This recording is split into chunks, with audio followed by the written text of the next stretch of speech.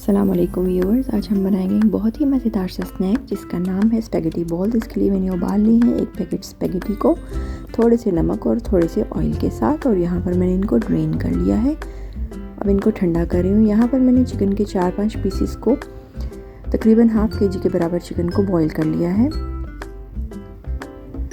यहाँ पर अब मैं बनाऊँगी वाइट सॉस। इसके लिए मैंने लिया है 1 टेबलस्पून ऑयल और इसमें डालूँगी मैदा थोड़ा सा नॉर्मल क्वांटिटी से ज़्यादा लेना है, और इसमें नमक और काली मिर्च डाल दिया और साथ इसमें चिकन पाउडर चला गया। इसके बाद मैंने इसमें शामिल करनी है मस्टर्ड पेस्ट और इसमें चला गया है दूध। इन सब चीज़ों को विस्क की मदद से अच्छे तरीके से मिक्स करूँगी और हल्की आंच पर पकाऊँगी यहाँ तक कि सॉस गाढ़ी हो जाए। मैं इसमें थोड़ी सा चिकन स्टॉक भी ऐड कर रही हूँ।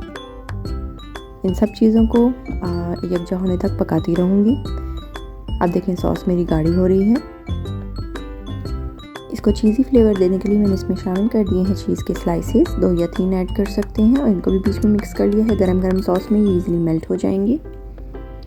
अब मैं इसमें शामिल करने जा रही हूँ स्वीट कॉर्न, जिनको मैंने ड्रेन करके रख लिया था, और रेशा की हुई चिकन जो मैंने पहले से बॉईल की हुई थी। अब मैं इसमें बॉईल की हुई स्पेगेटी शामिल कर रही हूँ और इसमें कटी हुई शिमला मिर्च शामिल कर दी। ये ऑप्शनल है, आपकी मर्ज़ी है, शामिल करना चाहते हैं तो करें। इन सब चीज़ों को अच्छे तरीके से मिक्स करके मैं इनको फ्रीज़र में रख दूँगी। फ्रिज से निकाल कर अब मैं इनकी बॉल्स बनाऊँगी, अंडे और ब्रेड क्रम्स में कोट करूँगी। ये देखिए मैं इसकी बॉल्स बना रही हूँ। पहले इनको अंडे में डिप करूँगी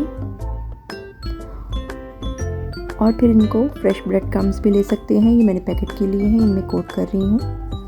इनको बना के आप रखते जाएं। आप इनको चाहें तो डीप फ्रीज़र में फ्रीज़ भी कर सकते हैं, और फिर जब आपका दिल करे आप फ्रीज़र से निकालें और इनको फ्राई करें और इंजॉय करें। यहाँ पर मैंने ऑयल गरम करने के लिए रख दिया है और इन स्पेगेटी बॉल्स को मैं एक एक करके इनमें फ्राई करूँगी यहाँ तक कि गोल्डन और क्रिस्प हो जाए। आप इसको केचप के साथ इंजॉय करें, आपके बच्चों को भी यकीनन बहुत पसंद आएगा। और मेरे चैनल को लाइक एंड सब्सक्राइब करना बिल्कुल मत भूलिएगा। अल्लाह हाफ़िज़।